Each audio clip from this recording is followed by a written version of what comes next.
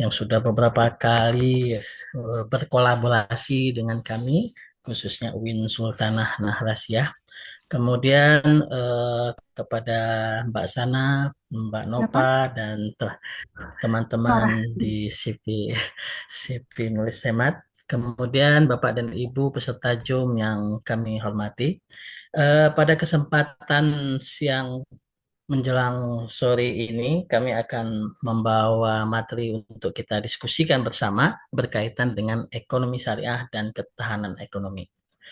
Eh, Seperti yang kita ketahui bersama, bahwasanya ekonomi syariah ini mendapatkan ruang lebih saat ini disebabkan sejarah telah membuktikan bahwa pondasi ekonomi syariah yang kokoh itu menjadi dasar bagi terwujudnya ketahanan ekonomi. Dan ini dibuktikan oleh banyak data, data seperti yang kita lihat beberapa waktunya lalu di saat krisis misalnya 2008, spekulasi berlebihan dan instrumen depredatif yang terjadi dalam sistem ekonomi global itu menunjukkan bahwa kembali menunjukkan ketahanan ekonomi syariah itu, terutama di bidang keuangannya. Kemudian di saat seperti saat ini 2024 sampai 2025 ini yang masih mengalami fluktuasi geopolitik dunia dengan kondisi peperangannya masih terjadi, kemudian bencana alam dan seterusnya, ini kembali mengingatkan kita untuk eh, memegang ekonomi syariah itu dan sebagai dasar untuk petahana ekonomi secara nasional. Kalau kita mau jujur dan melihat data yang ada, misalnya kita bisa lihat ekonomi syariah dari NIS menjadi pilar sistemik. Jadi dari data yang ada di tahun 2025 ini, itu aset keuangan syariah global itu tumbuh sekitar 14,9 tahun ke tahun melampaui ekspektasi analisis global. Ini menunjukkan daya tahan yang luar biasa dari ekonomi syariah itu sendiri. Kemudian diproyeksikan tahun 2026 ini tumbuhnya 3 kali lipat, lebih cepat dibandingkan sistem keuangan konvensional. Ini tidak bisa kita abaikan momen seperti ini untuk tetap mempertahankan ekonomi syariah ini. Kalau bisa malahan beberapa bank daerah yang ada di Indonesia, kalau menurut kami itu perlu melakukan konversi yang seperti dibuat di Aceh misalnya, dengan konversi Bank Aceh, bank daerah itu menjadi bank bank syariah. Kemudian dari pertumbuhan year of year-nya juga menunjukkan 14,9% itu melampaui rata-rata keuangan global. Itu data yang kita miliki.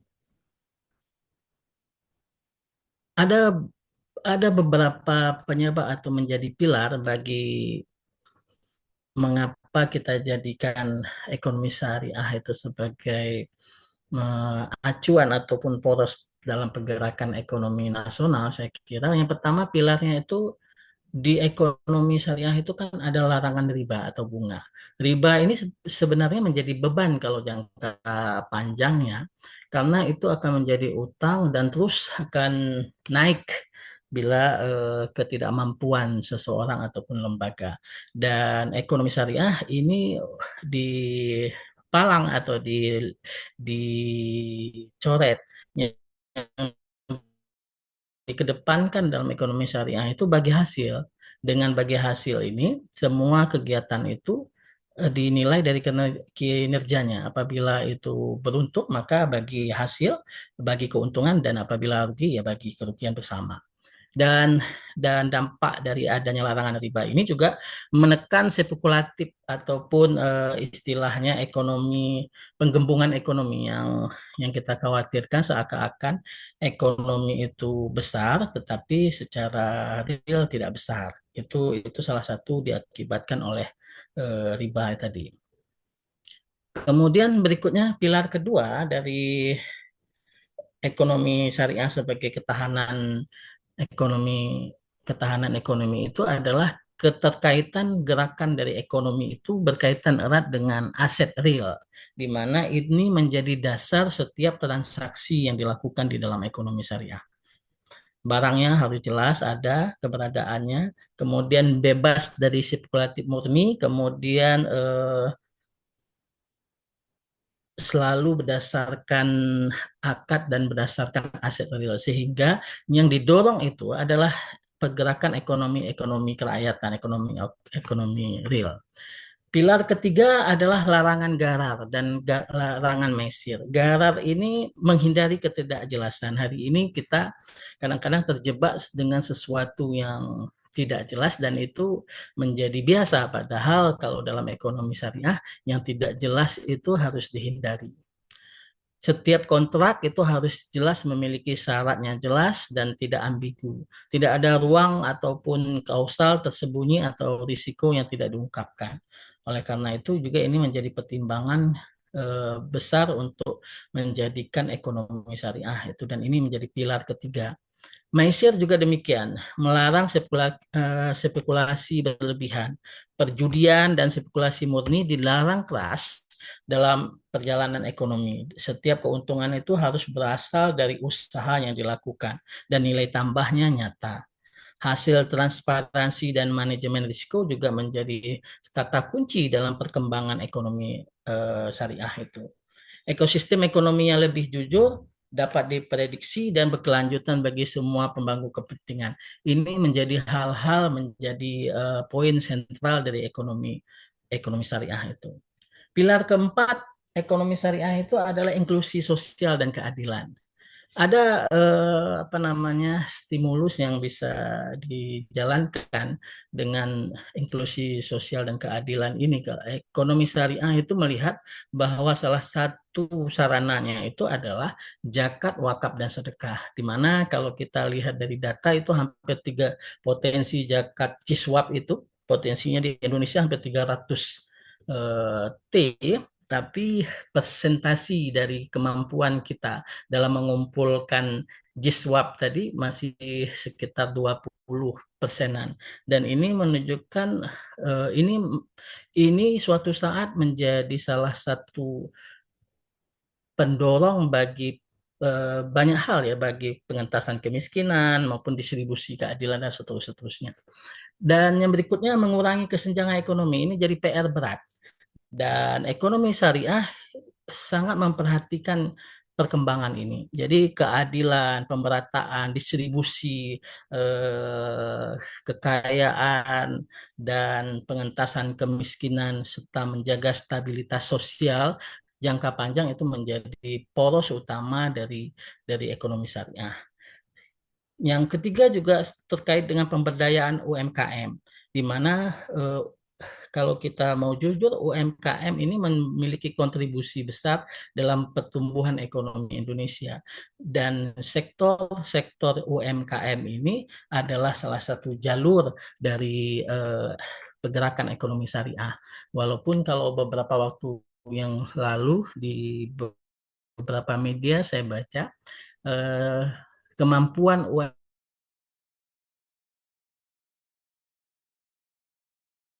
mungkin karena faktor tadi belum stabilnya perekonomian dunia sehingga UMKM tadi belum berani untuk meningkatkan pembiayaan mereka, jadi masih berjalan di tempat hampir sekitar 40% kemampuan mereka, padahal dana yang dikucurkan itu baik dalam bank-bank syariah maupun bank konvensional soal mendukung pemberdayaan UMKM ini besar. Ketahanan ekonomi. Ketahanan ekonomi ini melalui syariah, sebelum kita melanjutkan, ketahanan ekonomi itu adalah kemampuan suatu negara dalam menjaga stabilitas ekonominya dari beberapa macam hal tadi. Dan seperti yang kita sampaikan di awal tadi, ekonomi syariah dengan perjalanan panjangnya itu telah membuktikan daya tahan tersebut. Oleh karena itu, pemilihan judul dalam diskusi kita ini sangat tepat saya kira.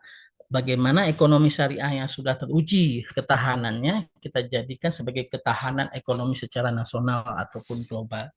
Bukti empiris dan instrumen ini Salah satunya adalah adanya mekanisme yang kita sampaikan tadi, mekanisme sosial yang diterapkan oleh ekonomi syariah itu dengan jiswabnya, kemudian bagi hasilnya, kemudian prinsip-prinsip ekonomi syariah yang selalu mengedepankan ketauhidan, keseimbangan, keadilan, keberkahan, falah dan seterusnya. Ini menjadi pembeda antara sistem syariah itu dengan pendekatan konvensional yang hanya sering sekali semata-mata mencari keuntungan atau laba saja. Berikutnya lagi stabilitas finansial dan bukti empiris. Kalau kita mau jujur, kita bisa melihat perkembangan beberapa tahun terakhir ini. Selama periode krisis saja, bank syariah itu mencatat tingkat kredit atau pembiayaan yang bermasalah itu konsisten rendah dan dibandingkan dengan keuangan konvensional yang terus meningkat. Nah, jadi kalau kita lihat 21, tahun 2021 misalnya, di perbankan konvensional itu 10,2%, sementara di pembiayaan atau kredit bermasalah itu di perbankan syariah itu sekitar 5,1 atau 6,3 rata setiap tahunnya seperti itu. Artinya kemampuan dari ekonomi syariah melalui keuangan syariahnya dalam menjaga tadi dengan prinsip bagi hasilnya, kemudian syarat-syarat yang lainnya itu membuktikan bahwa perbankan syariah itu lebih stabil dibandingkan dengan perbankan konvensional. Dan kalau kita lihat juga keuangan global dari aset bank syariah juga mengalami kenaikan setiap tahunnya tumbuh sekitar 14,1%. Dan ini menjadi pembuktian bahwa kepercayaan masyarakat global terhadap keuangan syariah ataupun ekonomi syariah juga semakin baik. Nah, berikutnya kalau kita memperhatikan instrumen keuangan syariah dengan ekosistem yang terintegrasi, itu menunjukkan bahwa perbankan syariah 72% dari total aset keuangan syariah global. Artinya semakin tahun itu mengalami kenaikan dan saat ini hampir sekitar 72% aset keuangan syariah. Pembiayaan berbasis bagi hasil menghubungkan bank langsung dengan kinerja sektor real, salah satunya UMKM tadi. Kemudian Sukuk juga mendapatkan ruang besar di Indonesia juga. MUI dengan patuanya dan BI juga mendorong agar suku atau obligasi syariah itu terus digalakkan dan terbukti itu tahun 2024 230 miliar instrumen utama pembiayaan infrastruktur dan proyek-proyek hijau berkelanjutan. Kemudian pasar modal syariah juga mengalami kenaikan yang besar karena dirasa bahwa ini menjadi ruang lebih dalam perkembangan ekonomi di Indonesia maupun di global. Nah, berikutnya yang tadi kita sampaikan bahwa wakaf dan zakat itu menjadi fondasi ketahanan sosial. Sudah banyak program di Basnas misalnya wakaf produktif yang diluncurkan, kemudian sudah mulai maraknya dengan cara zakat digital, dan itu membuktikan bahwa wakaf dan zakat itu sekarang ini kembali sadar kita bahwa itu adalah salah satu pondasi dalam ketahanan sosial, ekonomi, dan pengentasan kemiskinan maupun ajas tolong menolongnya. Dan kita tahu juga bersama bahwa multi efek daripada penciptaan ekonomi komunitas ini juga semakin banyak dan bahkan beberapa di kampus itu riset-riset soal ekonomi komunitas ini sudah menjadi apa ya, menjadi naik daun. Dan banyak mahasiswa-mahasiswa S1 maupun S2 kami yang melakukan riset soal ekonomi komunitas. Kemudian soal ekonomi syariah Ini menjadi peluang kepemimpinan global Indonesia, di mana kita tahu bahwa Indonesia itu memiliki penduduk terbesar Muslim, kemudian dengan wilayah yang luar biasa, kemudian Indonesia itu juga sebagai objek wisata halal yang mumpuni, bahkan sering kita mendapatkan juara soal wisata halal. Kemudian masyarakat kita pun itu sangat taat dan patuh dalam hal-hal religiusitas keagamaan tadi, dan ini menjadi bukti bahwa kita ke depan bisa memiliki peluang sebagai kepemimpinan global di dalam ekonomi syariah ini. Yang pertama itu ketahanan ekonomi ini harus telah terbukti bahwa ekonomi syariah itu lebih stabil dibandingkan ekonomi yang lain. Kemudian pembangunan berkelanjutan juga ekonomi syariah yang mengedepankan soal lingkungan hidup, soal stabilitas sosial, dan Indonesia sudah sepantasnya sebagai teladan, sebagai sampel atau contoh untuk terus mengedepankan ekonomi syariah. Walaupun kita tahu bahwa banyak sekarang ini lembaga-lembaga kita di Indonesia ini piranti kelembagaannya cukup baik, dan fatwa-fatwa ataupun regulasi yang dikeluarkan soal ekonomi syariah ini kalau kami pribadi juga menilai sangat baik. Kemudian ekonomi syariah sebagai pondasi ketahanan ekonomi global, ini kesimpulan dari materi kita. Kita sudah melihat bahwa larangan riba yang tadi kita sampaikan itu telah mampu mendorong keadilan dan mengurangi spekulasi ekonomi. Kemudian keterkaitan dengan aset real, ekonomi syariah yang selalu mengedepankan aset real itu sudah memastikan setiap transaksi yang dilakukan itu sebagai dasar lahirnya produktivitas nyata. Kemudian transparansi ekonomi syariah itu memiliki pondasi yang kuat dengan transparansinya, dibuktikan dengan larangan garar atau ketidakpastian tadi, dan mesir ataupun spekulasinya berlebihan. Kemudian ekonomi syariah dengan paket G-Swap-nya itu sebagai inklusi sosial yang dapat mendistribusikan kekayaan secara adil. Walaupun kita tahu tadi potensi dari G-Swap itu sangat besar, tapi kemampuan kita dalam menggalinya masih masih kurang. Eh, Mungkin kata terakhir dari sampaian materi kami bahwa sudah saatnya kembali kita melakukan investasi yang lebih lagi untuk ekonomi syariah, sehingga terciptalah nanti ekosistem keuangan syariah secara permanen di Indonesia ini.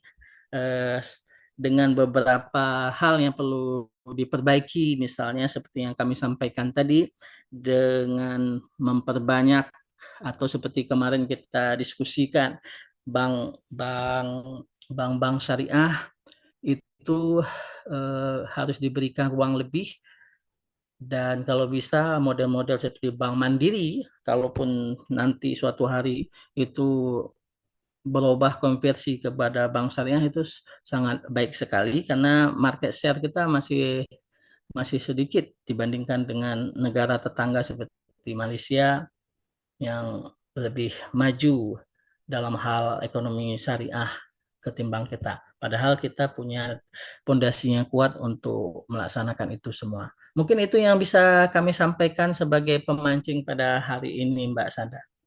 Kami kembalikan. Baik, terima kasih kepada Bapak Hagioni yang sudah menyampaikan materinya mengenai ekonomi syariah juga sebagai ketahanan ekonomi. Bagi peserta webinar yang ingin bertanya, kami untuk sesi pertama membuka 3 pertanyaan. Bagi teman-teman yang ingin bertanya, kami persilakan bisa menggunakan fitur raise hand ataupun bisa menuliskan di kolom chat. Baik Bapak, ada dari kolom chat kami. yaitu Rauzatul Jannah.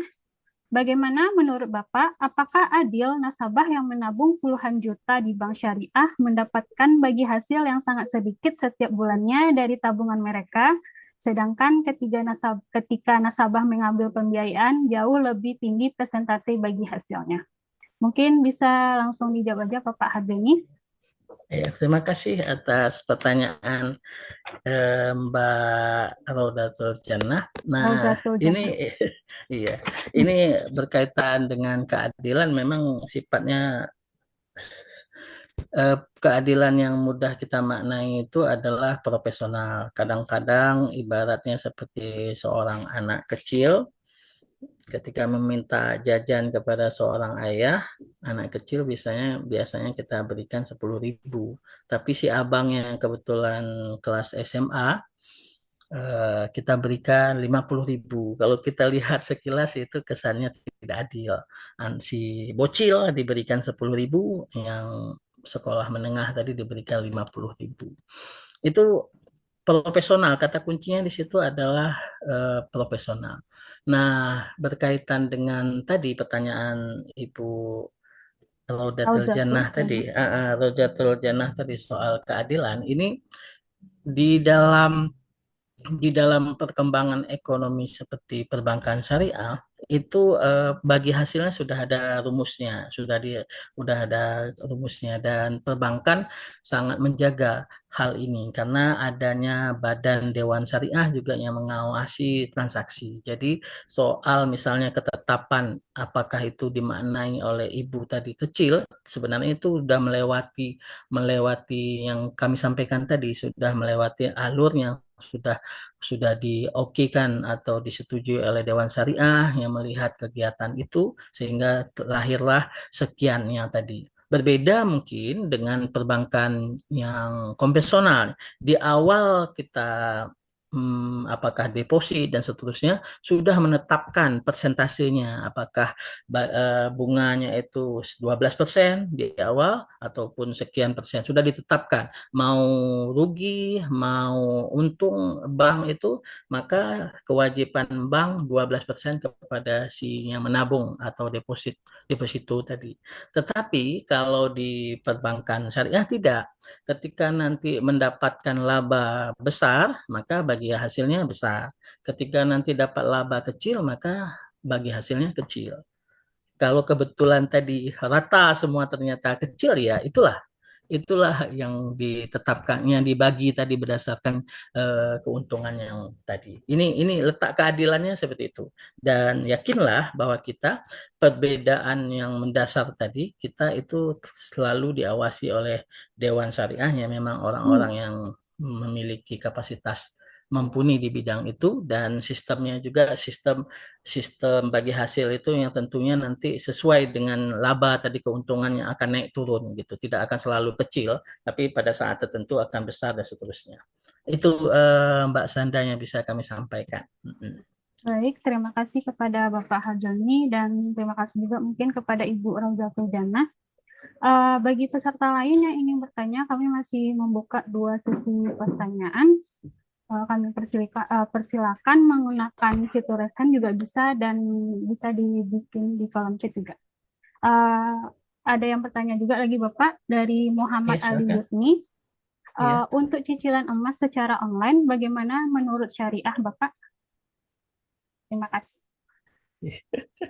Ini kalau Simpangan. cicilan emas, iya, cicilan emas ini agak ini ya, apa namanya, agak panjang diskusinya. Jadi pertama itu kita harus, kalau di BSI sekarang ini, BSI disebut sebagai bank bank emas itu sekarang ini kan. Nah, Ya. jadi kalau kita lihat pertama posisi emas emas itu sebagai apa sekarang gitu.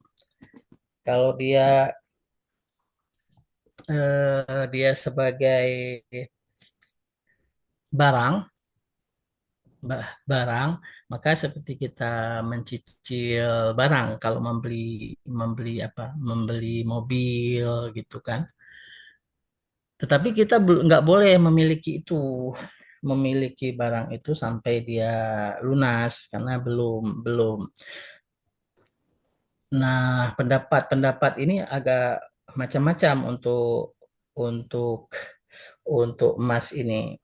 Tapi kalau saya pribadi menyarankan emas itu dibeli aja, jangan dicicil karena saya masuk ke aliran yang kurang setuju kalau Hmm. kalau emas tadi dicicil, kemudian ini dan saya lebih condong ke pendapatnya misalnya pendapat Ustadz Somad ya atau Ustadz Adi Hidayat yang mengatakan soal itu gitu. Walaupun ini tidak menapi, tidak mengurangi apa ya, mengurangi apa yang selama ini teman-teman kita BSI kerjakan gitu. Tidak mengurangi itu atau tidak, bukan berarti saya tidak setuju 100% sama mereka, tidak. Tapi ini kan balik lagi ke pendapat yang kita pegang gitu. Jadi kalau ditanya ke saya lebih condong ya dibeli aja secara cash tanpa harus dicicil kemudian nanti baru gitu. Kenapa kita nggak menabung di rumah aja, ketika cukup nanti uangnya baru beli gitu maksud saya gitu. Itu mungkin Mbak. Mm-mm, mm-mm. Baik, terima kasih kepada Bapak Haljoni dan Bapak Ali Yusni. Mungkin pertanyaan terakhir dari Bapak Johan. Eh, Bagaimana strategi ekonomi syariah menghadapi krisis global seperti inflasi dan resesi serta PHK di negara kita tercinta? Terima kasih, Bapak. Oke. Eh, Ekonomi syariah itu kata kuncinya seperti yang kita sampaikan tadi, menekankan sektor real. Mm. Dan asetnya itu nyata. Jadi kalau yang terbukti selama ini bertahan adalah sektor real. UMKM, ibu-ibu penjual cabai yang bertahan, jualan yang kecil-kecil itu yang bertahan. Dan ekonomi syariah itu mengambil ruang untuk di situ. Nah, kalau ini terus digalakan, saya kira krisis ke depan akan terkecilkan atau terminimkan dengan konsep pembiayaan-pembiayaan yang bersifat kecil ke mikro tadi dan sektor real yang didorong, bukan yang sektor yang istilah ekonomi tadi penggelembungan, ekonomi yang menggelembung, kesannya besar tetapi kosong di dalam. Tetapi ekonomi syariah itu memang melihat kecil, kecil, kecil dan nanti menjadi besar. Tapi pondasinya itu jelas. Eh, gitu. Jadi kalau kita mempercayakan ekonomi syariah, saya kira ini salah satu jalan untuk menekan yang tadi, untuk menekan inflasi, menekan keropos ekonomi pembangunan dan seterusnya. Karena kita bergerak di sektor real dan aset nyata. Nah, gitu, Mbak. Baik, terima kasih kepada Bapak Haryoni dan Bapak Johan. Mungkin untuk saat ini kita batasi dulu untuk 3 pertanyaan. Semoga nanti kita bertemu dengan webinar selanjutnya nanti untuk berdiskusi lebih dalam lagi. Mungkin Bapak Harjoni juga mau ada closing statement juga dipersilakan, Bapak. Eh, Bukti keseriusan kita dalam membangun ekonomi nasional adalah memberikan ruang kepada ekonomi syariah. Regulasi yang sudah baik juga harus diterapkan, bukan saja di regulasinya, secara kelembagaan juga politik will untuk ekonomi syariah itu harus besar. Dengan misalnya berikan ruang salah satu bank besar aja, bank besar di Indonesia berubah menjadi bank syariah. Saya kira itu salah satu cara menunjukkan politik will pemerintah dan kita dorong itu agar nanti ada satu aja bank besar di Indonesia, apakah Bank Mandiri ataupun bank besarnya lainnya berubah menjadi syariah. Begitu, Mbak. Terima kasih Bapak atas statementnya. Uh, Sebelum kita akhiri webinar, izinkan kami Bapak dari CV Nulis Hemat untuk memberikan sedikit informasi mengenai penerbit buku CV Nulis Hemat yang akan disampaikan oleh Mbak Nora kepada Mbak Nora. Kita silakan. Ya, silakan Mbak Nora. Terima kasih banyak Bapak. Sebelumnya kami mengucapkan terima kasih banyak kepada Bapak Hardoni yang sudah bersedia menjadi peserta webinar, menjadi narasumber kita pada sore hari ini. Dan ini untuk kedua kalinya ya Pak ya, untuk Iya, menjadi narasumber di iya, penerbit kami seperti itu. Kami sangat-sangat terima kasih sekali karena sudah ikut andil dan bergabung menjadi narasumber kita di setiap webinar nulis semak seperti itu. Baik, sebelumnya Pak, izinkan kami akan melakukan untuk menjelaskan tentang penerbit kami itu sendiri begitu. Sebelumnya terima kasih juga kepada Bapak Ibu dan juga peserta rekan-rekan sudah ikut di webinar kita pada sore hari ini. Perkenalkan saya Nora, saya Administrator Nulis Semak Indonesia. Sebelumnya penerbit kami itu bergerak di bidang jasa dan HKI. Jadi bagi Bapak Ibu yang berminat untuk menerbitkan bukunya, maka bisa dibantu oleh penerbit Nulis Semak Indonesia. Baik Bapak Ibu, di Nulis Semak Indonesia sendiri itu ada beberapa jenis paket penerbitan yang ada. Yang pertama, kami ada namanya paket hemat. Nah, untuk paket hemat itu biayanya Rp500.000. Itu kami yang berikan template kepada Bapak Ibu dan Bapak Ibu yang menyesuaikan. Dan untuk paket hemat ini, Bapak Ibu juga sudah mendapatkan 3 eksemplar buku fisik. Dan yang kedua, kami adanya namanya paket tunggal. Nah, untuk paket tunggal ini biayanya itu senilai 1 juta rupiah. Jadi bagi Bapak Ibu nih, misalkan naskahnya sudah ada, masih berantakan, belum sesuai KBBI dan EYD, dan juga belum diturnitin, maka bisa dibantu oleh kami Bapak Ibu. Jadi Bapak Ibu tinggal berikan naskah mentahnya kepada kami, maka kami akan bantu sampai terbit ber-ISBN dan juga sudah free 3 eksemplar buku fisik Bapak Ibu. Dan juga sudah ber-ISBN juga. Selanjutnya kami ada namanya paket konversi.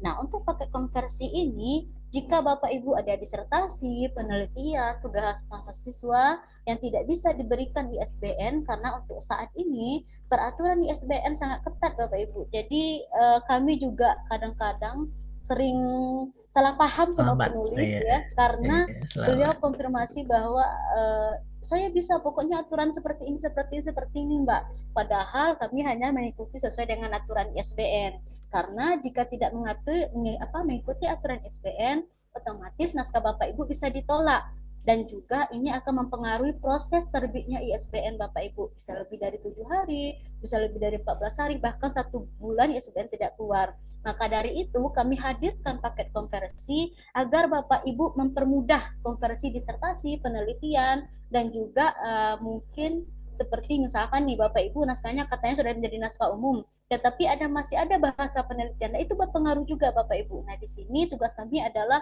mengubah naskah Bapak Ibu dari bahasa penelitian menjadi bahasa umum.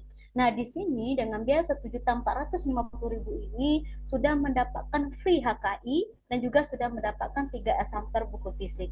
Dan selanjutnya, kami ada namanya ghostwriter Bapak Ibu. Nah, untuk ghostwriter ini, itu biayanya senilai Rp4 juta. Nah, mungkin Bapak Ibu agak sedikit kaget dengan biaya ini, tetapi di sini Bapak Ibu cukup memberikan judulnya saja. Nah, kami akan membantu naskah Bapak Ibu dari mulai outline, pembuatan naskah, sampai naskah Bapak Ibu terbit per ISBN. Dan kami juga akan pastikan naskah Bapak Ibu terbit per ISBN karena kami akan bertanggung jawab atas naskah Bapak Ibu seperti itu. Dan juga di Ghostwriter ini sudah mendapatkan 4 hardcover buku fisik dan juga sudah mendapatkan HKI. Selanjutnya, kami satu lagi ada kolaborasi buku. Nah, pasti Bapak Ibu ini ada yang bertanya, apa itu kolaborasi Mbak? Gimana nih? Gimana kolaborasi? Apakah naskahnya juga harus sebanyak ini, sebanyak itu? Tidak Bapak Ibu. Nah, untuk kolaborasi ini Bapak Ibu cukup keep 1 bab. Nah, keep 1 bab ini maksudnya apa? Sesuai dengan Bapak Ibu. Misalkan nih, Bapak Ibu di bidang ekonomi syariah ya Pak ya. Nah, itu nanti Iya, Bapak Ibu bisa mengambil 1 bab aja dengan maksimal halaman 20 halaman. Jika seandainya melebihi maksimal halaman, terpaksa kami cut Bapak Ibu. Karena apa? Karena di sini kita kolaborasi. Jadi bagi-bagi lah Pak Bu ya. Jadi tidak kita sendiri aja yang kita bikin seperti itu. Jadi bagi Bapak Ibu yang berminat untuk menerbitkan bukunya, dan kami juga terakhir ada diskon khusus hari ini, maka Bapak Ibu boleh bertanya-tanya kepada saya langsung ya. Saya Nora, satu Hemat, boleh hubungi saya langsung, boleh berkomunikasi perihal paket apa yang diinginkan dan apa yang dibutuhkan oleh Bapak Ibu. Oke, sekian. Terima kasih sebelumnya kepada Bapak Ibu dan juga Saya mengucapkan terima kasih sekali lagi kepada Bapak Harjoni yang sudah Ya, menjadi sama-sama, narasumber kita Mbak. pada sore hari ini. Terima kasih sebelumnya, Pak. Semoga diberkahi J. selalu, diberikan Amin. kesehatan, dan terima kasih Amin. juga kepada Bapak Ibu narasumber yang sudah menjadi rekan-rekan semua yang menjadi peserta webinar. Saya Nora, saya mohon maaf apabila ada kekurangan dan lainnya saya kembalikan kepada moderator kita pada sore hari ini. Terima kasih. Baik, terima kasih kepada Mbak Nora. Bagi Bapak Ibu mungkin yang berminat ingin menerbitkan buku bisa untuk atau ingin bertanya-tanya lagi masih ragu-ragu tentang paket-paket di CV Nulis Hemat bisa menghubungi kami di media sosial kami di Instagram. Nanti kami bisa membalas DM Ibu Bapak. Mungkin nanti bisa Bapak Ibu mengikuti jejaknya Pak Harjoni karena Bapak Harjoni Iya, sudah betul. bikin 2 buku Iya, ya Pak. 2 buku. Udah 2 buku. Ya, dua Selanjutnya buku. mungkin ya Pak. Iya, Mungkin satu ada lagi buku nanti, ketiga kan. satu lagi. Iya, Satu lagi. semoga Heeh. kami menunggu Ju- buku Bapak yang Iya, ketiga. iya, siap. Iya, siap. Ya. Bagi Bapak Mm. Ibu nanti yang ingin berminat, bisa ya Bapak Ibu untuk DM kami di sosial media kami di Instagram. Terima kasih kepada Bapak Harjoni yang telah menyampaikan Sama-sama. materi yang luar biasa tentang ketahanan ekonomi, tentang ekonomi syariah. Semoga nanti ekonomi syariah maksudnya bisa lebih berkembang lebih baik lagi di Indonesia ya Pak. Iya, amin. Saya juga sebagai moderator mohon maaf apabila ada kesalahan dalam pengucapan ataupun perbuatan. Saya akhiri webinar pada hari ini dengan mengucapkan Assalamualaikum warahmatullahi wabarakatuh. Waalaikumsalam warahmatullahi wabarakatuh. Terima kasih untuk semua. Terima Izin, kasih Bapak. izin Mbak Nora, Mbak Sandra. Iya Oke. Pak. Terima kasih banyak, Pak. Assalamualaikum. Waalaikumsalam. Ya. Baik, bagi peserta webinar, kami sudah mencantumkan link absensi di kolom chat. Mungkin bisa diisi link tersebut untuk absensi pada webinar hari ini. Terima kasih juga kepada Bapak Ibu webinar, peserta webinar yang telah meluangkan waktunya pada hari ini.